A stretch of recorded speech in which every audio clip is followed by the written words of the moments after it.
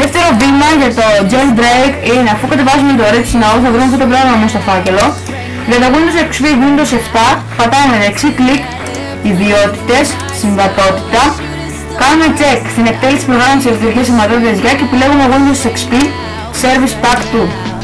Μετά κάνουμε check στην εκτέλεση αυτού του προγράμματος με δικαίωμα διαχειριστή, εφαρμογή και OK. Τρίτο βήμα είναι να ανοίγουμε το Red Snow. Μας βάζει δύο πινακάκια, jailbreak και extra.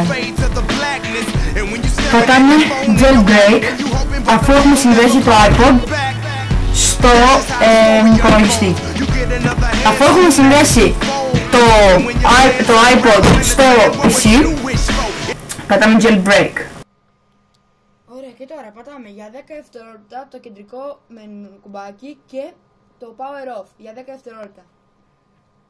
Στα 7 το iPod θα σας βγάλει επενεργοποίηση, δεν τα αφήνετε, συνεχίζετε. Στα 10 έχει επενεργοποιηθεί και μόλις περάσαν 10 δευτερόλεπτα αφήνει το power off και συνεχίζετε όμως να πατάτε το κεντρικό μενού για άλλα 10.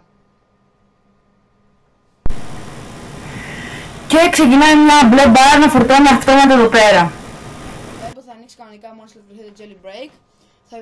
Θα επιβεβαιώσετε ότι υπάρχει το CD μέσα στο λογισμικό σας και τότε βγάζετε το που συνδέεται από τον υπολογιστή και το κάνετε μία επενεργοποίηση.